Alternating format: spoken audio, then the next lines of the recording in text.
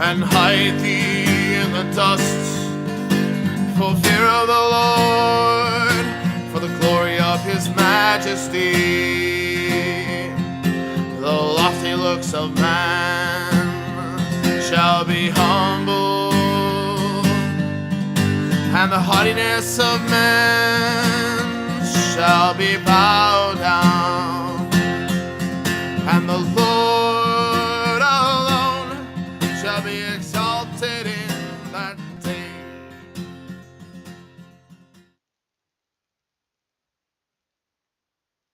Good morning. Welcome to Line by Line Bible Studies. We're continuing today in the book of Genesis. And right here in chapter 9.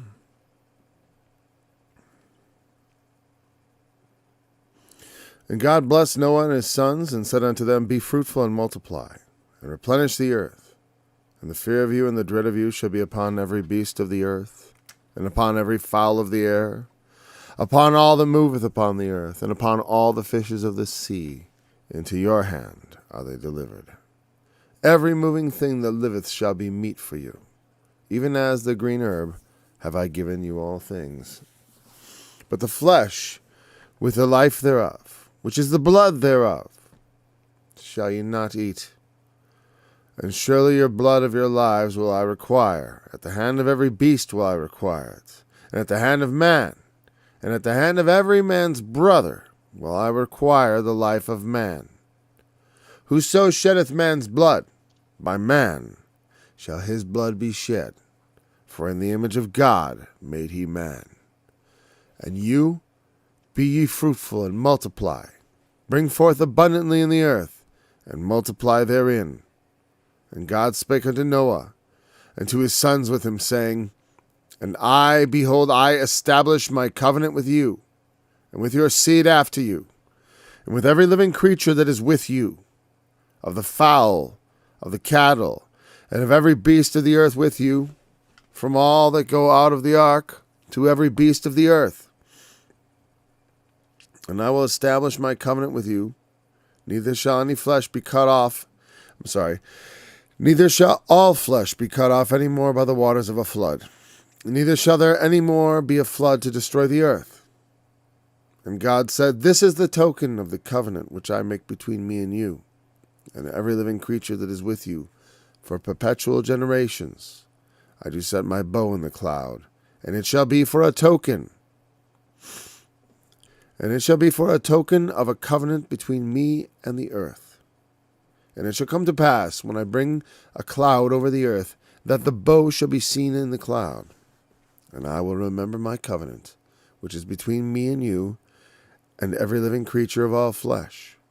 And the waters shall no more become a flood to destroy all flesh. And the bow shall be in the cloud, and I will look upon it, that I may remember the everlasting covenant between God and every living creature of all flesh that is upon the earth. And God said unto Noah, This is the token of the covenant which I have established between me and all flesh that is on the earth.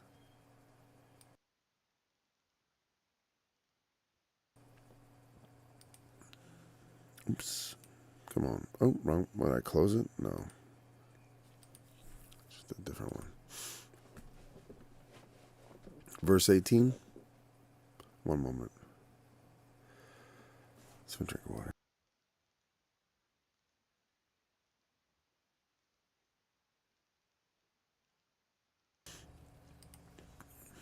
And the sons of Noah that went forth of the ark were Shem, and Ham, and Japheth. And Ham is the father of Canaan. These are the three sons of Noah, and of them was the whole earth overspread. And Noah began to be an husbandman, and he planted a vineyard.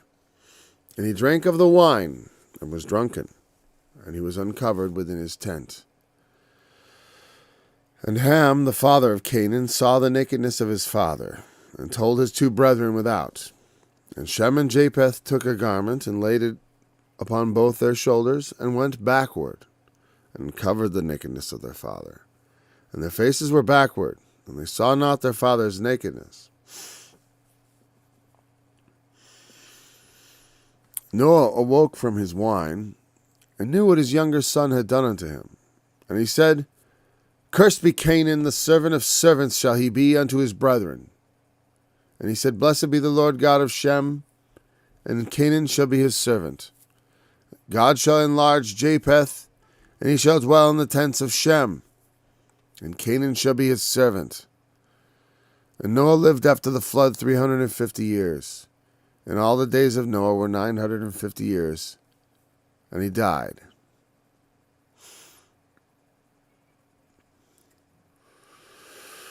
Well, if we need to get to chapter 10 today, we will read that. I don't see any reason to read it right now, because it is not one of those passages that, is extremely, it's just all names for the most part. And but there's an important thing to make there. In fact, we will get to this actually. I wonder why it says, let me see here. Oh yeah. There's a genealogy again in chapter 11 that gives you some numbers.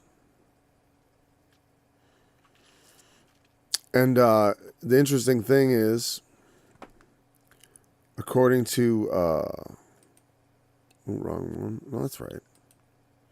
Remember we talked about this chronology before. If someone asked about Canaan being the son who after whom the land of Canaan was named, and I gave a link in the question because apparently so, at least traditionally, they was thought that that was because he went and dwelt there. Oddly enough, according to the to the apocryphal or pseudepigraphal tradition, which is probably it may be a reflection of one person's thoughts or of, I call it traditionally because it's been a thought that's been around for a while. But on this front, this is what we're looking at here is the differences between the Masoretic and the Septuagint. And there's another Canaan. Oh, not that Canaan. I mean, after the flood, Arphaxad has a son named Canaan.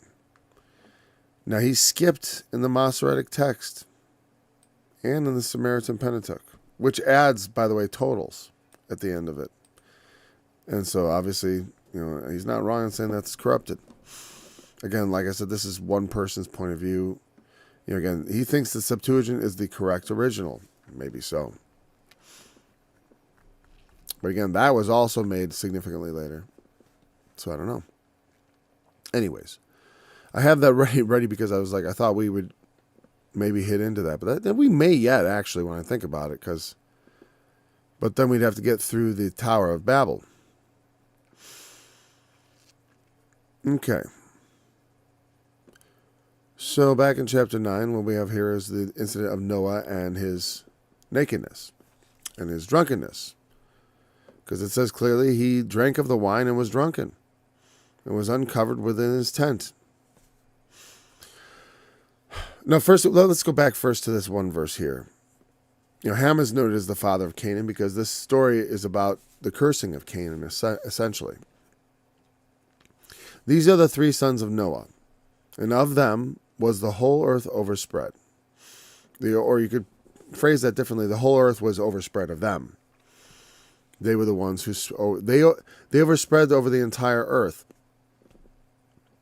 Again, when we say that, my prejudice of understanding the world as the whole world, as opposed to it can be a narrower world, and that whole narrower world potentially.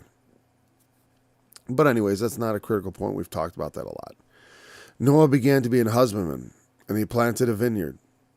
He drank of the wine and was drunken, was uncovered in his tent. Okay. Ham then saw the nakedness of his father. Now there's actually three ways to interpret this story, I suppose, or maybe more. But of course there's the surface one, which is that Ham went in and saw his dad naked. And then went and told his brothers, interestingly, And then this cursing comes about when he awoke from his wine. Right? It results in the cursing. Okay, there's that viewpoint, just the what seems to be obvious, right? And of course, I have to mention that the idea of seeing the nakedness of your father is a euphemism for something else in the Bible. And for example, let's look at the law. All right, look up the word nakedness. And this is the most pertinent verse of all, Leviticus 18:8. I'm a little off track here. Leviticus 18:8. The nakedness of thy father's wife thou shalt not uncover. It is thy father's nakedness.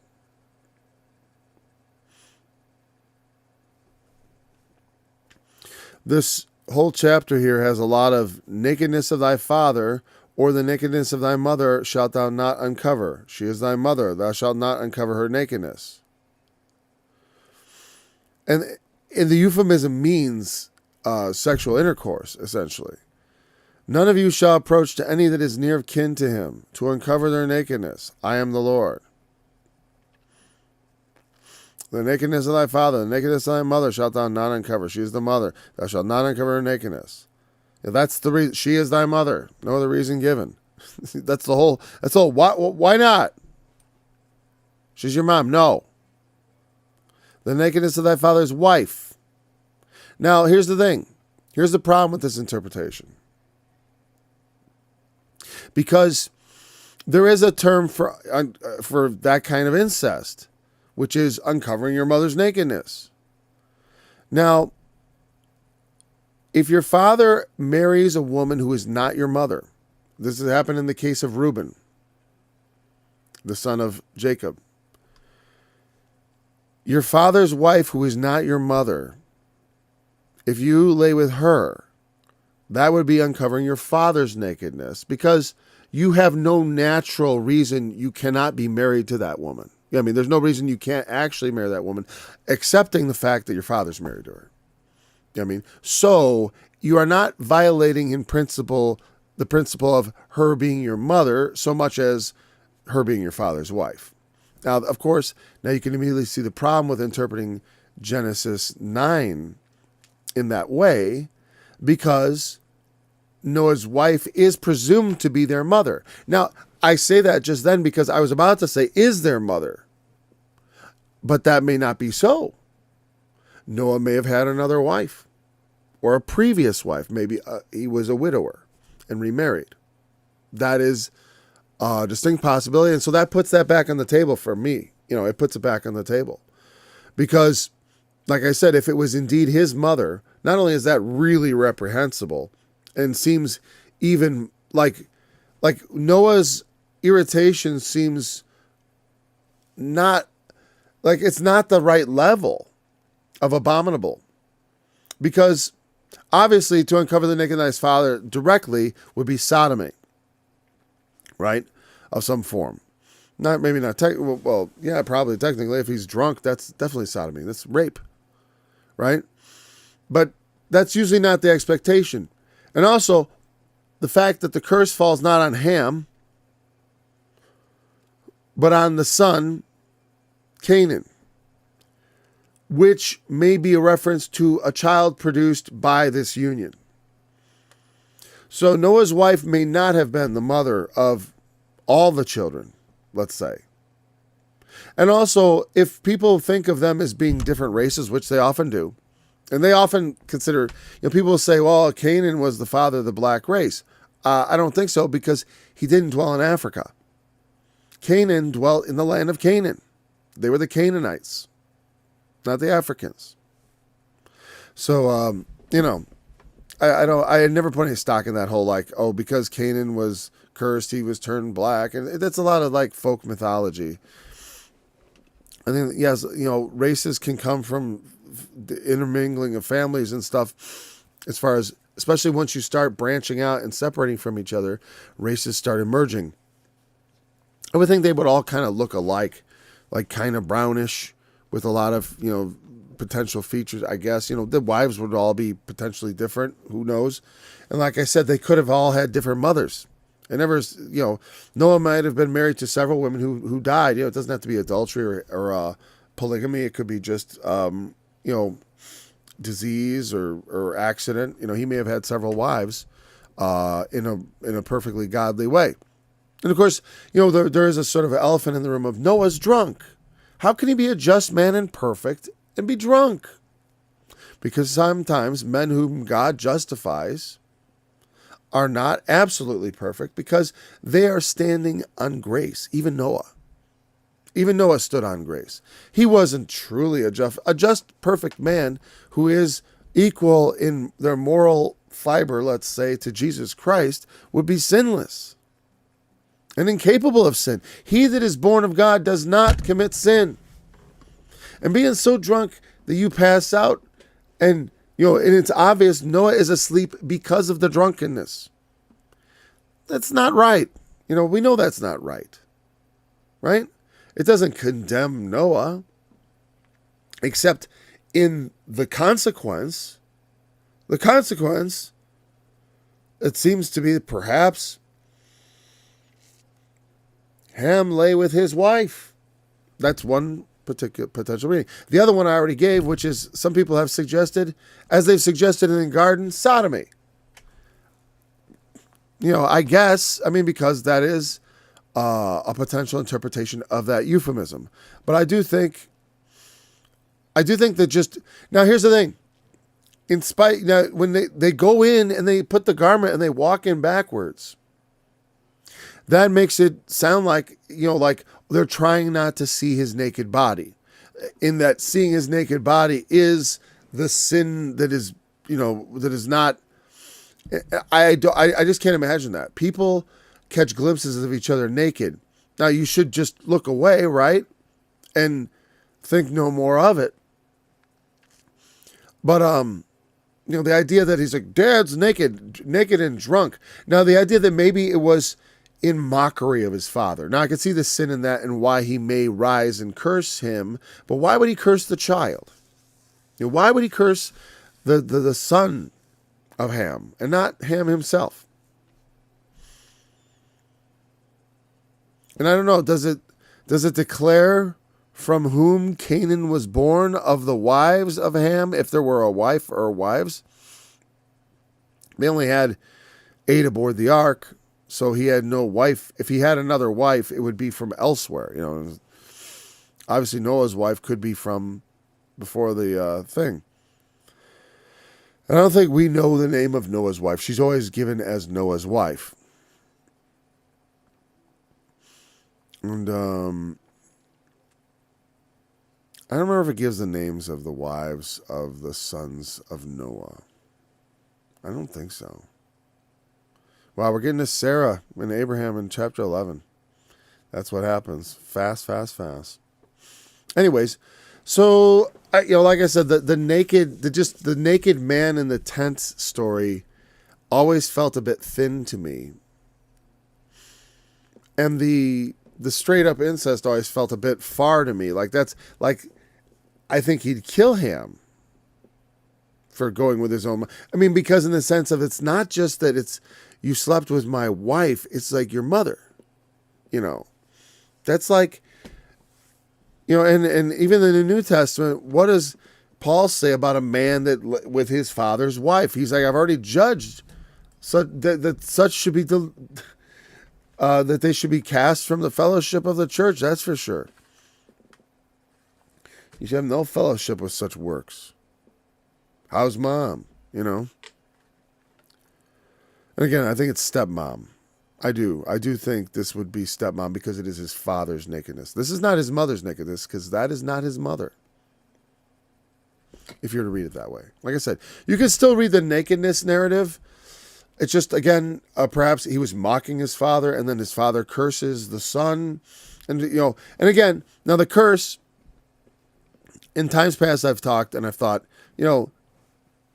Noah is cursing somebody. That doesn't mean God has cursed them. You know what I mean? It certainly doesn't mean they've had their skin change color. That's, I think, one, it's not in the text. Two, that's a very convenient interpretation for racists. Really. That's basically all I can say about it. And so don't fall prey to that nonsense. It's not in the Bible, that's for sure. The Bible doesn't say any such things. Canaan, again, is cursed, not anyone in Africa. You know what I mean? So that whole thing, it's like, you know. And I never heard the Canaanites described as being black-skinned like the Ethiopians. You know, I mean, they're compared. There are comparisons made to the Ethiopians in the Old Testament, like in, I think in the Song of Songs, right? Song of Solomon, and maybe another place. But you know, and in Israel, I don't remember if there were remarks of fair skin at all. Not like in some of the writings in the Islamic writings about Muhammad. Apparently, he was very white. But whatever. Cursed be Canaan. A servant of servants shall he be unto his brethren. And then he blesses Shem, blesses Japheth for covering. Now, what would, if it was this, it's not exactly incest. It's an extremely, like, unrighteous, ungodly form of adultery. You know, such a thing. It's just absolutely wicked. Right? And so, if they are walking backward, you know, it could be just he left that he said, he told them I laid with her, maybe even suggesting like they go or whatever it was suggestive of that they went in, would not look.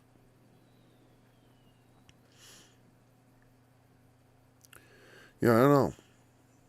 I do not know. Maybe his wife was drunk with him. It doesn't say that.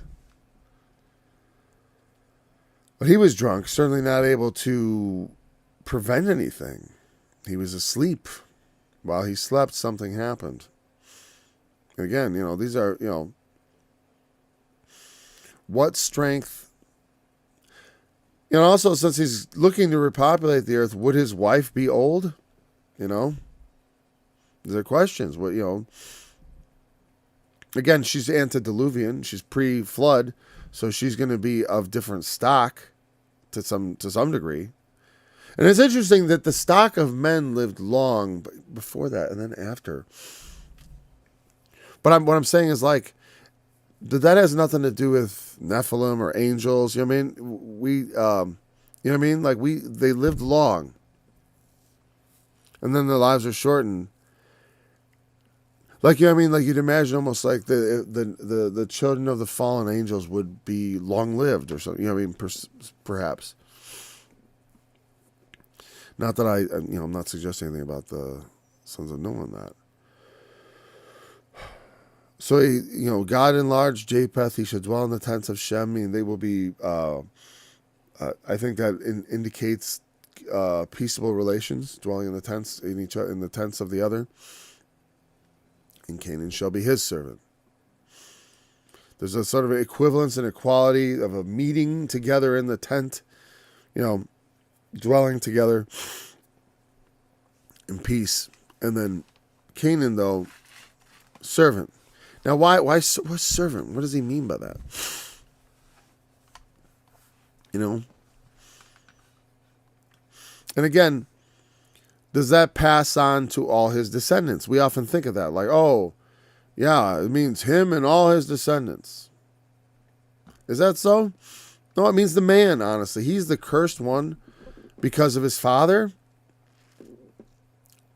It's kind of an interesting thing. So, does Noah's curse carry the weight? I mean, is it carry the weight of a divine curse? Well, I'll tell you what, Noah he walked with God. He was a man of God. And if he cursed the son, it was probably inspired. And because, meaning that no good thing could come of such a thing, and that the offspring produced would be wicked. And according to tradition, Canaan was wicked. I could not confirm a passage, because I was looking for a passage in the pseudepigraphal Jubilees about Canaan, because I was curious about the other Canaan, who, I don't know if you noticed, but in that little thing I brought up, and we'll talk about more when we get to that part, but they spelled differently. He spells it a couple different ways. He puts an I in there, which I find suspect because And also, whenever someone has very definite ideas, and this is Bible.ca, it was put together by, I want to give credit, Steve Rudd. And I'm not, I don't want to take credit for someone else's work, but, or, draw unwanted attention negatively either. But I'm just saying, I don't jump to those conclusions, but this is a very useful chart in that, when you take out the parts about where he's like, when you just look at the facts part of it, because the differences between the texts are just simple facts. Okay. And Noah lived after the flood 350 years. And all the days of Noah were 950 years. And he died.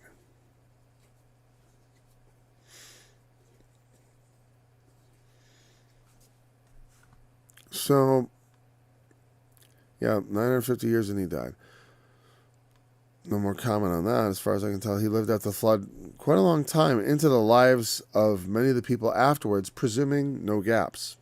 Now, the presumption of no gaps is difficult when, like I said, between the, why, I'm going to jump down to chapter 11 ahead, because we're going to have this big genealogy here. Not a genealogy so much, more like a list of descendants, right? And then the genealogy comes after the Tower of Babel. But I kind of want to dispense with it now. We have the generations of Shem, right? And then he's 100 years old, he begat Arphaxad. 2 years after the flood. Shem lived after he begat Arphaxad 500 years and begat sons and daughters. Arphaxad lived 530 years and begat Salah.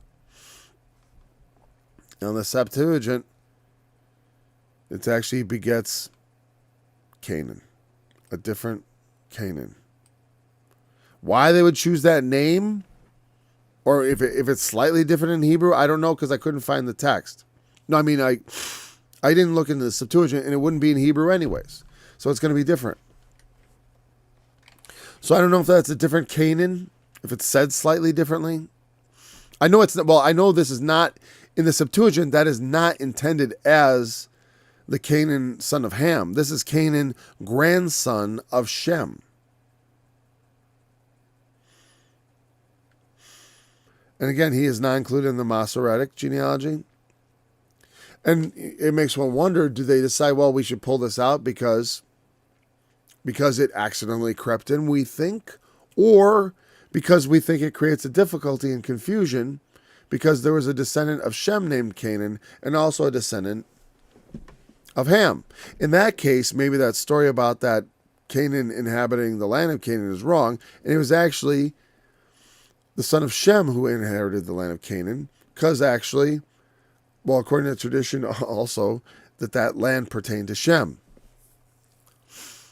But Canaan dwelt in it. But if it was Canaan's grandson, then it would still be in the hands of Shem. Now, you say, well, but the Canaanites were wicked. It's like, well, it could be wicked if they were sons of Shem, because Ham was the son of Noah, and Noah was a righteous man. And his son who was preserved. There was still sin in the world. Not just Noah's drunkenness, but some grievous things. Ham came through with some wrong, something, not right. Whether he's, gawking at his naked dad, which I still find a bit weird. I mean, but that is weird, right? But if it's a child produced from such a union, is going to have this, what kind of world do they grow up in? Like my children grew up in a world when their father and mother they loved each other, they lived together, they worked together, they cooperated, they worked together to raise them, and they have this interaction between the two of us, and they see our interaction with each other, our relationship with each other, they experience it that way. But, imagine you're the child of, my dad had sex with grandpa's wife, and, who's raising this kid? This kid is kind of living under a curse. Who's going to love him? His father? Of the shame that's been brought through this? If it's a child. Again, I seem to favor that interpretation. I guess I don't really. Actually, I just think textually it's a little stronger because of the euphemism. Because it is quite delicate. And the curse seems to be directed at the offspring. That comes of this. Now, how would he know the name? Again, that all cursing may come later. He says this seemingly right now. Right? And he said, this is what he said. He may have said, cursed be the child. And then later on they found out, well, it was Canaan. You know. I don't have anything more to add to that. Okay, so now these are the generations of the sons of Noah. Shem, Ham, and Japheth. And unto them were sons born after the flood. The sons of Japheth, Gomer, Magog, and Madai, and Javan, and Tubal, and Meshech, and Tiras. And the sons of Gomer, Ashkenaz, and Riphath, and Togarmah. The sons of Javan, Elisha, Tarshish, Kittim, and Dodanim. By these were the isles of the Gentiles divided in their lands, every one after their tongue, after their families, in their nations. And the sons of Ham, Cush, and Mizraim, and Put, and Canaan. And the sons of Cush, Seba, Havilah, Sabta, and Ramah, and Sabteka. And the sons of Ramah, Sheba, and Dedan. Now those are locations in Africa. Again, but Ham wouldn't have turned black, and Canaan wouldn't have, and the Canaanites that wasn't necessarily his black child. You know what I mean? Like if you're looking at this as the origin of the demographics, because the name Sheba is down in Africa, the Queen of Sheba, right? And Cush is considered African. Put, sure, Mitzrayim is Egypt. That's the name of Egypt, by the way. So this son of Ham is likely the one who settled into Egypt. So yeah, Ham has some African descendants, but they're not all black because, again, they probably all looked a lot like each other and began to look like, as they got more and more separated, the black one, the black came out more. And maybe perhaps there were people there also, you know, because like I said, the part, I was listening, the Sahara shows a lot of evidence for, well, not a lot of evidence, but whatever. There's evidence in the Sahara.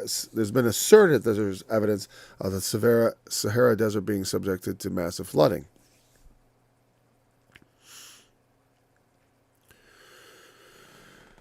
The sons of Cush, Sheba, and Havilah, and Sabta, and Ramah, and Sabtecha, and the sons of Ramah. Okay, we did Dedan. Cush begat Nimrod. He began to be a mighty one in the earth. He was a mighty hunter before the Lord. Wherefore it was said, even as Nimrod, the mighty hunter before the Lord. And the beginning of his kingdom was Babel, and Erech, and Akkad, and Calneh, in the land of Shinar. Out of that land went forth Asher, and builded Nineveh, and the city Rehoboth, and Calah. And Rezin between Nineveh and Calah, the same as a great city. And Mizraim begat Ludim, and Anamim, and Lehabim, and Naphtuhim, and Pathrusim, and Casluhim, out of whom came Philistim, and Capthorim. And Canaan begat Sidon, his firstborn, Tyre and Sidon, and Heth, and the Jebusite, and the Amorite, and the Girgasite, and the Hivite, and the Archite, and the Sinite, and the Arvadite, and the Zemarite, and the Hamathite, and afterward were the families of the Canaanites spread abroad. And the border of the Canaanites was from Sidon, as thou comest to Gerar, unto Gaza, as thou goest unto Sodom, and Gomorrah, and Admah, and Zeboim, even unto Lasha. These are the sons of Ham after their families, after their tongues, in their countries, and in their nations. Unto Shem also, the father of all the children of Eber, the brother of Japheth the elder, even to him were children born. The children of Shem, Elam, and Asher, and Arphaxad, and Lud, and Aram, and the children of Aram, Uz, and Hul, and Gether, and Mash. And Arphaxad begat Salah. Unto Salah begat Aber. And Aber was and unto Aber was born 2 sons. The name of one was Peleg, for in his days was the earth divided. And his brother's name was Joktan. And Joktan begat Almodad, and Sheleph, and Hazmaveth, and Jirah, and Hadoram, and Uzal, and Diklah, and Obal, and Abimael, and Sheba, and Ophir, and Havilah, and Jobab. All these were the sons of Joktan. And their dwelling was from Mesha, as thou goest unto Sephar, a mount of the east. These are the sons of Shem, after their families, after their tongues, and their lands, after their nations. These are the families of the sons of Noah, after their generations, in their nations. And by these were the nations divided in the earth after the flood.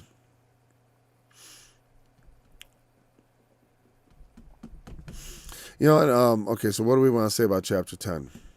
As I meditate on it again, I'm thinking about the time frames and stuff. And like I said in that other one, when we get to the next chapter in the Tower of Babel, which we are going to go to right now, I just want to see, we have all these sons, and they go and they build these ancient cities, and they begin them. Cush begat Nimrod. He began to be a mighty one in the earth. That's a notable one along the way, right? Nimrod gets a special verse. And these are the sons of Ham. Now again, remember, we're going to whittle down to Abraham. And then, where'd all the other righteous men go? Are they non-existent? Not necessarily.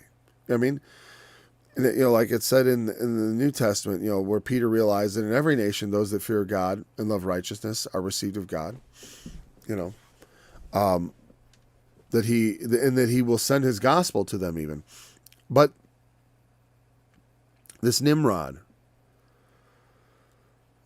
he began to, it's funny, we have that word in our language is sort of like an insult. It's funny. But it was originally like this kind of badass name. I don't know. I'm sorry, that's the best word I have for it. Tough guy. Well, he was a mighty one in the earth. A Gibor, a mighty man. He was a mighty hunter before the Lord. Now, let me see here about this Nimrod. Am I in the right version? No, I'm not. King James is Strong's. All right, there we go. Mighty hunter before the Lord. A Gibor, yeah. Mighty hunter. Tasid, one who catches. Now, the word before, panim or panah, right? Panim or panah, it means face or faces. But that's the idea of being in front of, being in the face of, right? Not instead of behind. So what does that mean? Well, what comes to mind? What examples can we think of? Well, what about the 2 witnesses? These are the 2 candlesticks standing before the God of the earth. And what does that mean? They stand in the stead of the Lord, is his representatives on earth. That's what they meant, in that case at least, to stand before the Lord. And so it means this sort of exalted, I'll tell you what. Anyone who ever makes a suggestion or like that someone is one of the 2 witnesses or themselves are the 2 witnesses, right? It's always seen as being kind of like a lot of hubris, the height of arrogance, right? Because, you think you're one of the 2. Again, if you put that office on such a pedestal, I think we're all going to be part of this two witnesses ministry, though there may be an effectual two witnesses. I don't know, like a literal two individuals. I do think that, like, as Jesus sent out his disciples two by two, he will send us out two by two in the end times. And very often two will appear locally. You know, in any given location, there will be two witnesses, and there'll be these two witnesses ministry. But I don't think there's going to be two guys going around everywhere and being everything. There will be two witnesses in Jerusalem. There'll be two witnesses perhaps in Chicago, in whatever city, whatever place they happen to be called to give a witness. That's how I think about it. But they stand before God and occupy a special office. But it is special. It is a tremendous thing to be a witness for God. But not only witnesses could stand before God, right? That is, they're bearing witness of the gospel, and they stand before God in a sense of like he approves, right? And also in a sense of like when it talks about we come boldly before the throne of grace. We stand before God with the boldness of the assurance we have of the faith in Jesus. To truly stand before God. And that's another thought. They stand before God. Why aren't they on their faces before God? Now, we do fall on our faces before God, but these are portrayed as being before God. As if, and not there, coming there as supplicants, but there as officers. You know what I mean? And so this Nimrod is, this idea of standing before the God is this very exalted idea. And it's usually suggested that this is actually negative here. That he is a hunter before the Lord in some ways, you know what I mean? Meaning he comes before God as a hunter on his own 2 feet. You know what I mean? Like the Lord himself can't even compare, you know. And you get this in the stories of the demigods, that where they become competitive with the gods. And so Nimrod, I think it is said, you know, it's his reputation. You know, even as Nimrod, the mighty hunter before the Lord. Like even in the judgment of God, he was a mighty hunter. That's the idea. That he was, you know, so mighty he turned even the Lord's head. You know, there's something sort of blasphemous about the whole thing, I think. That's how it's generally taken, and I think that is quite reasonable, considering the beginning of his kingdom was Babel. And Babel is one of the, you know, I mean, this is the first mention of Babel. We're about to have the Tower of Babel. And Babylon, which is from which the idea comes, and we kind of presume it's the same basic location. You know, I mean, from which this, you know, they tried the Tower of Babel, they left off the work, and they went on to build just Babylon. Erech and Akkad, the Akkadians, you know, Sargon of Akkad, Calneh, the land of Shinar. That goes out towards the east. Shinar is towards China, you know. Which could refer to like Afghanistan and stuff like that. I'm not sure what another name for Babylon. Oh no, that's right. It's not. I got that wrong. There's another place where a very similar sounding word they think may refer to China, but it's not Shinar. The land of Shinar is another name for Babylon. It's like, you know, because Babel is the city, Shinar might be the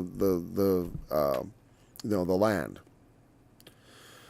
And so also the Assyrians have their origin with the Babylonians and the Akkadians. You know, Ashur, he built in Nineveh, Rehoboth, Calah, Rezin, between Nineveh and Calah, these great cities. You know, so there's a lot of going out and building cities. Like I said in the apocryphal, the pseudepigraphal text, this is also causes problems, as one might imagine. The prophets also lament the proliferation of cities, because cities are cities are often among men cause for boasting, also for the projection of power.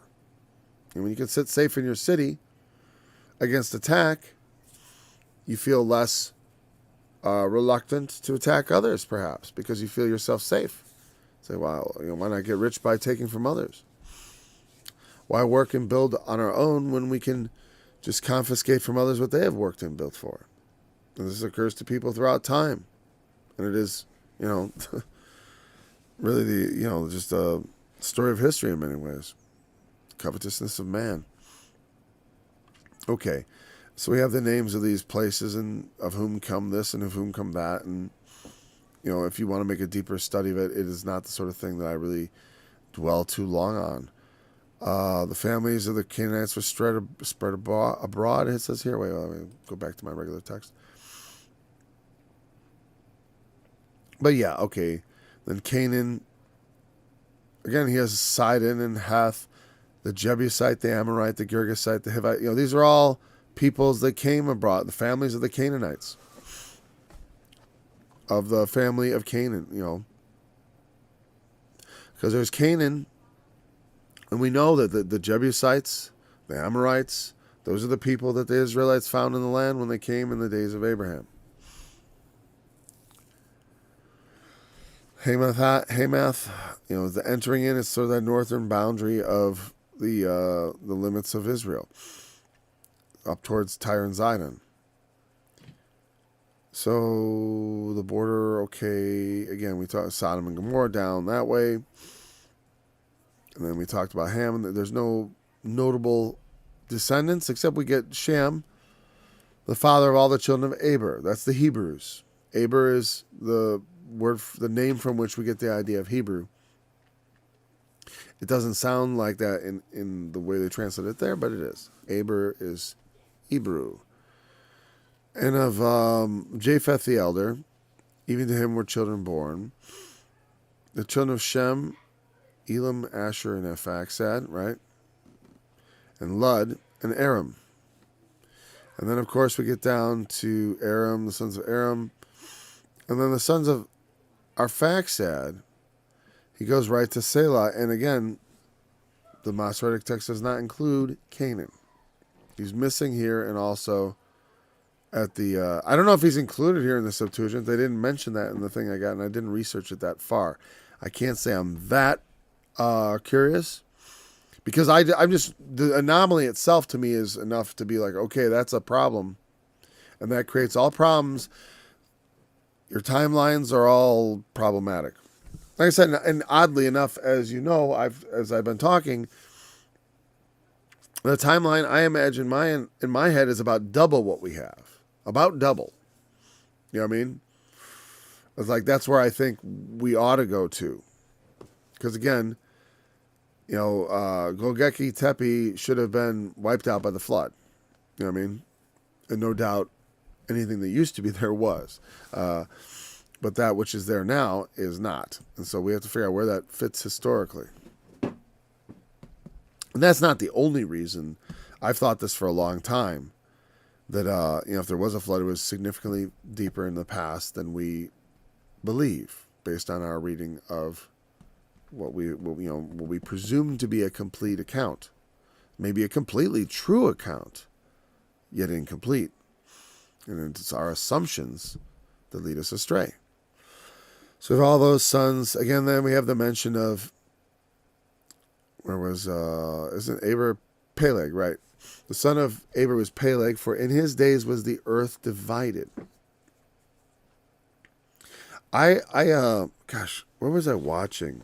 There was a mention of Peleg in that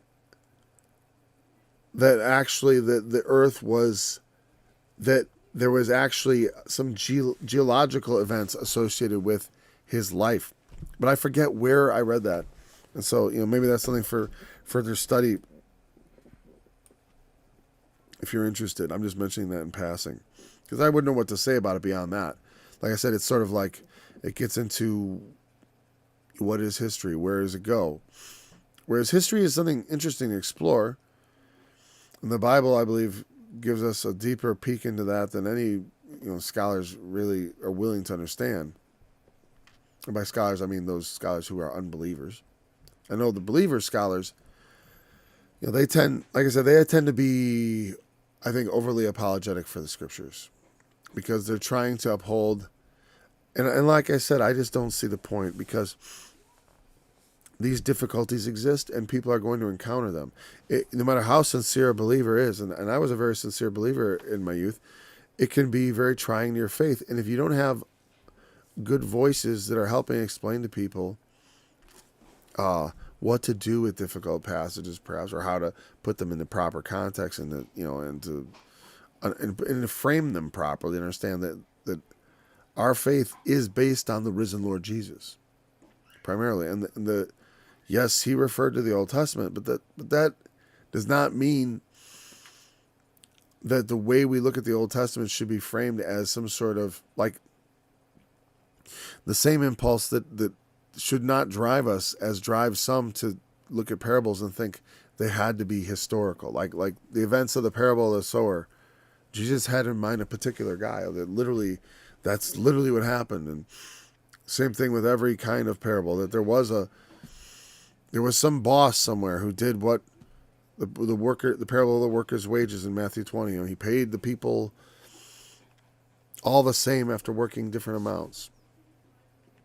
Like, that had to happen. If it didn't happen, on some level they believe that would make Jesus a liar, because he told an illustrative story. And what I think it is he's explaining to us also how to understand God. Sometimes God does speak in illustrative stories. Like, the story we're given may not be meant to be taken as literally as we'd like to. We may want to take a simplistic view of things. God may not want us to be simplistic. Be wise as serpents, but harmless as doves. We do not want to be so clever we get ourselves into trouble now. Because sometimes people are too clever by half, as they say. Okay, so we have the rest of the names. Ophir, the gold of the land of Ophir. Havilah, Jobab. Again, these are also African locations. So, like I said, they all might have. I remember when someone tried to insult me, saying that because I was Italian, I had some black in me. I'm like, I don't understand. Am I supposed to care? I'm me. If that's what makes me me, then hallelujah. There we go. I don't understand. Again, I know why they do it, because they have this racial purity thing. Races are just diluted forms of the ideal, I guess. Whatever. I don't know. I think God loves every form of man. That's why he's, undertaken to save out of every nation a people for himself, not just one nation. He didn't just choose the Jews. He chose us all in some ways. In the end, he gives us all that opportunity. because we look at the Jew. I was actually the other day looking at some of the Apocrypha, as you might tell, because I'm sort of got it on my mind. And I was thinking about reading Maccabees, or maybe doing a reading of Maccabees or something like that, or a commentary on some of those books, mostly for comparison purposes, how does this jive with the Bible? And I thought that'd be interesting at some point, but we haven't covered all the Bible yet, so I think that'd be more important first. But, as I was reading those accounts, it's interesting that when the Greeks invaded, after they'd been delivered from the Babylonian captivity, a lot of the Israelites once again went after idolaters at that time. Just like at this day. Are all the Jews religious? No. Are they all bankers? No. That's also not true. They're not all bankers, okay? This thing drives me nuts. I remember seeing this Jewish lady. She was middle-aged, and you know what she did? She bagged groceries at the grocery store. Nice lady. I don't, and not working in, how dare they allow them to serve any labor like that? Isn't the conspiracy make them all into bankers and jewelers and stuff? Nonsense. But, I in some ways, God's blessing on the Jews has never departed, and I think people are still envious. I say, you see them in those positions. I'm like, have you ever considered that it could be competence that gets them there? Since everyone hates them. How do they do so well while everyone hates them? While other people say, well, if people hate us, it keeps us down. I think there's two things going on there. One, there's different reasons and different ways, it's easier to hold people down that look different. Because you can spot them. A lot of Jews took on Gentile names, and it was a lot easier to blend in.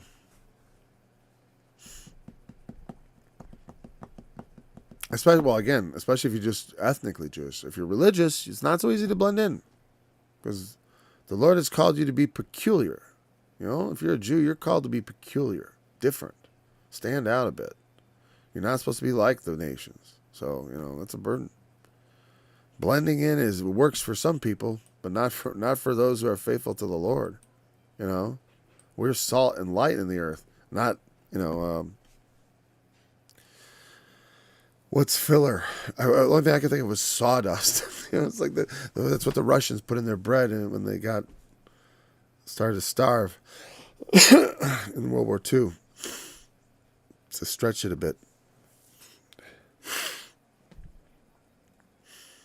Help people fill up.